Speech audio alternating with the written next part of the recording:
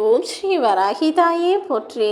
என் அன்பு குழந்தையே, இப்போது எது நடக்க வேண்டும் என மனதிற்குள் நினைத்து கொண்டு என் வாக்கினை இப்போது கேட்டுக்கொண்டிருக்கிறாயோ அதை அப்படியே நான் உனக்கு நடத்தி தரதான் போகிறேன்.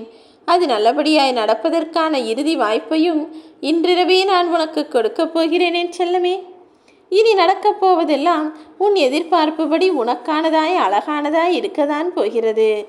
உன்னுடைய வாழ்க்கை கஷ்டமாக இருக்கிறது என்று நினைத்து கொண்டே இருந்தாயல்லவா?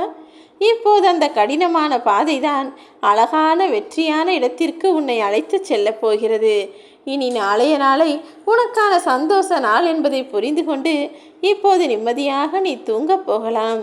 தூங்கும்போது யார் நிம்மதியாகவும் எழுந்திருக்கும் போது யார் சந்தோஷமாகவும் இருக்கிறாரோ அந்த மனிதர்தான் இந்த உலகத்திலேயே மிகப்பெரிய கோடீஸ்வரர். அப்படிப்பட்ட மாபெரும் பணக்காரராக உன்னை இந்த வராகி அம்மா மாற்றப் போகிறேன்.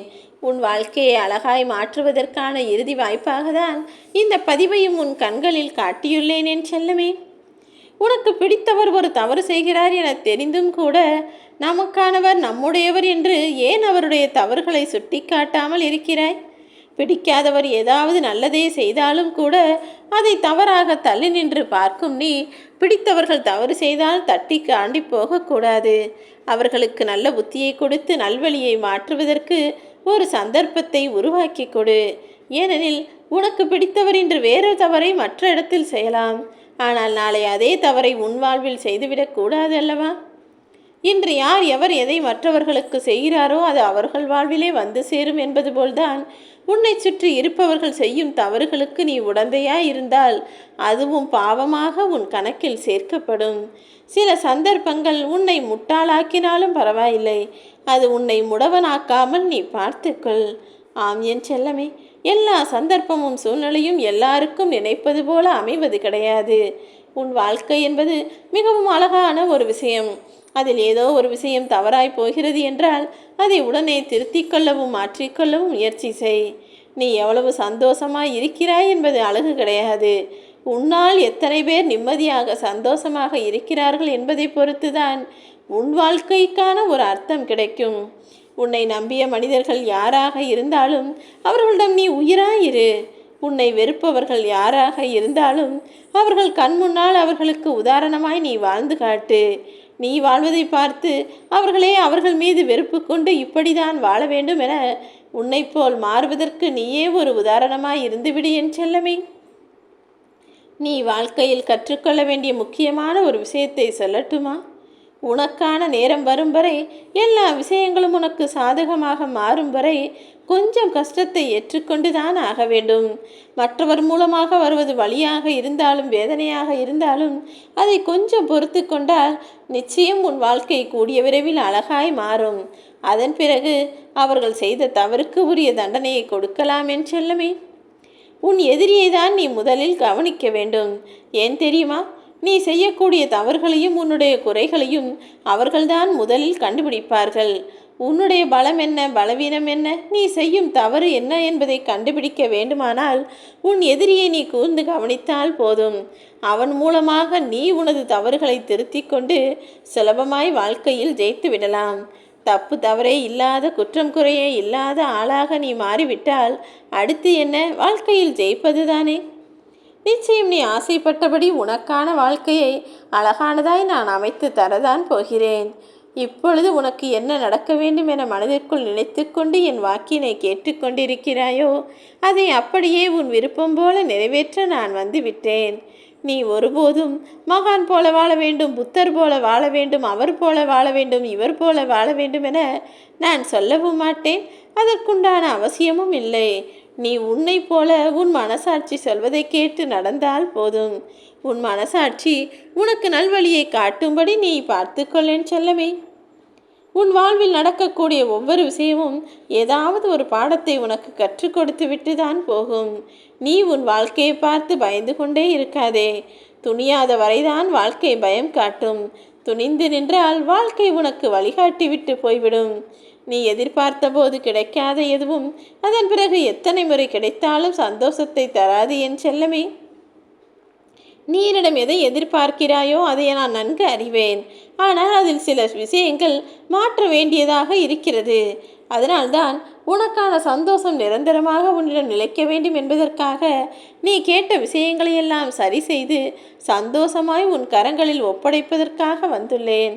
என்னடா வாழ்க்கை இது என்கிற உன்னுடைய காலம் மாறி என்னுடைய வாழ்க்கை அழகான வாழ்க்கை என மகிழக்கூடிய அளவிற்கு உன் வாழ்க்கையை அற்புதமாய் நான் மாற்றத்தான் போகிறேன்.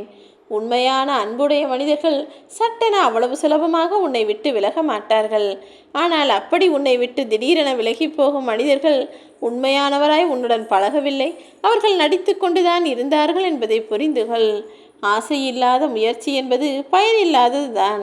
நீ எப்போதும் எந்த விஷயத்தையும் அடைவதற்கு ஆசைப்பட்டு அதற்குண்டான வேலைகளை சரியான முயற்சியோடு செய்தால் எல்லா விஷயங்களிலும் வெற்றி பெறுவாய். முயற்சியே இல்லாத ஆசையும் பயனில்லை, ஆசையே இல்லாத முயற்சியும் பயனில்லை.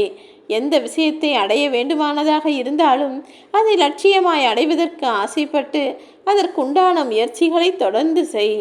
புத்தகங்களை விட மனிதர்கள்தான் உனக்கு வாழ்க்கையை அதிகம் கற்றுக் கொடுப்பார்கள். மனிதர்களை காட்டிலும் சிறந்த ஆசிரியர்கள் என இங்கு யாரும் இல்லை. அதுவும் கெட்டவர் என்பவர் எதிரியாய் இருந்து உனக்கு பல விஷயங்களை சொல்லிக் கொடுப்பார். எதிரியும் துரோகியும் சொல்லிக் கொடுக்கக்கூடிய பாடங்களை உன் வாழ்வில் ஒருபோதும் நீ மறந்து விடாதே.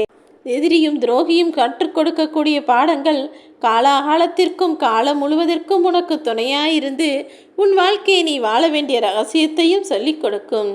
உனக்கு பிடித்தது போல நீயே இல்லாத போது மற்றவர்கள் மட்டும் உனக்கு பிடித்தது போல இருப்பார்கள் என எதிர்பார்ப்பது எப்படி சரியாக இருக்கும்? எல்லாமே சரியாகும் என நம்பிக்கையோடு நீ வாழ ஆரம்பி. ஆடம்பர வாழ்க்கை என்பது 50 வயதில் கூட வரும். ஆனால் ஆசைப்பட்ட வாழ்க்கை என்பது அந்தந்த வயதில் மட்டும்தானே வரும். ஆசைப்பட்ட வாழ்க்கையை அடைவதற்கான வேலைகளை செய். நீ என்னிடம் எதை விருப்பப்பட்டு கேட்டாயோ அதை உனக்கு நான் அப்படியே நிறைவேற்றி கொடுக்கத்தான் போகிறேன். வெற்றி என்பதை கொண்டாட மட்டும்தான் முடியும். ஆனால் தோல்வியில் மட்டும்தானே பலவற்றை கற்றுக்கொள்ள முடியும். நீ பெற்ற தோல்வியெல்லாம் ஒன்றுமே இல்லை என சொல்லக்கூடிய வகையில் உனக்கான வெற்றியை மாபெரும் வெற்றியாக அற்புதமாக உனக்கு காட்டப் போகிறேன். நீ ஒருபோதும் மூளை இல்லாதவர்களிடம் போய் விவாதித்து வீண்வாதம் செய்ய வேண்டாம். ஏனெனில் அப்படிப்பட்ட மடையர்களோடு நீ வாக்குவாதம் செய்யும்போது உனது மதிப்பும் மரியாதையும் கூட அங்கு குறைந்து போக வாய்ப்புகள் இருக்கிறது. அதனால்தான் எப்போதுமே வாக்குவாதம் செய்யாதே, வீண் விவாதம் செய்யாதே, சரியானதை சிறப்பானதை செய்து போய்கொண்டே இரு என சொல்கிறேன். குறிக்கோளை முடிவு செய்த பிறகு அதற்கான முயற்சிகளில் உடனே கவனம் செலுத்த ஆரம்பி. நீ நினைத்ததையெல்லாம் நிச்சயம் நான் உனக்கு நடத்தி கொடுப்பேன். வாழ்க்கையில் எதுவுமே சொல்லிவிட்டு வராது என் செல்லமே. ஆனால் உன் வாழ்வில் வந்த எல்லாமே ஏதாவது ஒரு பாடத்தை கற்றுக் கொடுத்து விட்டு தான் போகும். இன்பமின்றி வாழ்வதென்பது இனிமையே கிடையாது. தோல்வியை கண்டு துவளாத மனிதர்கள் இந்த உலகத்தில் யாருமே இல்லை. இன்பமோ துன்பமோ எல்லா விஷயங்களும் சரியாகி உனக்கான வெற்றியை நீ பெறுவதற்கு இந்த வராகி தாய் நான் துணையாய் இருக்கத்தான் போகிறேன். பணமோ பெயர் புகழோ கல்வி அறிவோ எதையும் சாதித்து விட முடியாது. ஆனால் உன்னுடைய குணநலன் என்பது நிச்சயம் நீ ஆசைப்பட்டதை உன்னை கொண்டு வந்து சேர்க்கக்கூடிய அற்புத விஷயம்.